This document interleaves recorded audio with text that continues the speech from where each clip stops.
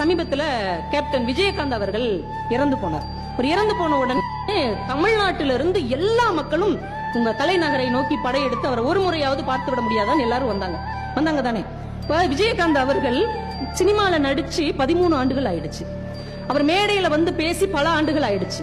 அரசியல்ல நேரடியா ஈடுபட்டு 8-9 வருஷம் ஆச்சு. அவர் யாருக்கிட்ட இப்ப அவர் பேசவே இல்லை, யாரையும் பார்க்கவே இல்லை. ஆனால் அந்த மனிதன் இறந்த உடனே எங்கெங்கேயே இருக்கிற மக்கள் எல்லாம் ஓடி வருகிறார்கள். இனிமே அவரால் இவங்களுக்கு எந்த ஆதாயமும் நடக்க போவதே இல்லை. ஆனாலும் அவ்வளவு பேர் வந்து ஒண்ணு கூடுகிறார்கள், குழுமுகிறார்கள், கண்ணீர் விடுகிறார்கள். என்னையா செஞ்சார் அவரு? சாப்பாடு போட்டாங்க சார். அவர் வந்தவங்களுக்கு எல்லாம் பசி அறிந்து சாப்பாடு போட்டாரு. பசிக்கும் என்கின்ற உணர்வை அறிந்திருந்தார். அதனால அவருக்கு முன்னாடி இன்னும் ஒரு சொட்டு கண்ணீர் விடுகிறோம். நீங்க எல்லாருக்கும் பொருள் கொடுக்கறவங்க என்ன சொல்லுவான்? அவர் பொருள் உதவி செஞ்சாருங்க, இவர் 10 பிள்ளைகளை படிக்க வச்சாருங்க, அந்த வீடு இல்லாதவங்களுக்கு இவர் வீடு கட்டி கொடுத்தாருங்க, அப்படி சொல்லுவோம்.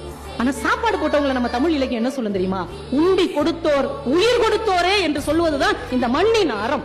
நீங்க என்ன வேணா பொருள் கொடுங்க, கோடி கணக்குல கூட உதவி செய்யுங்க, ஆனா பசிச்ச நேரத்துல ஒரு ரூபாய் சாப்பாடு போடுறீங்க இல்லையா, அதுதான் இந்த மண்ணின் அறமாக அன்றைக்கிலிருந்து இன்றைக்கு வரைக்கும் கொண்டாடப்படுகிறது.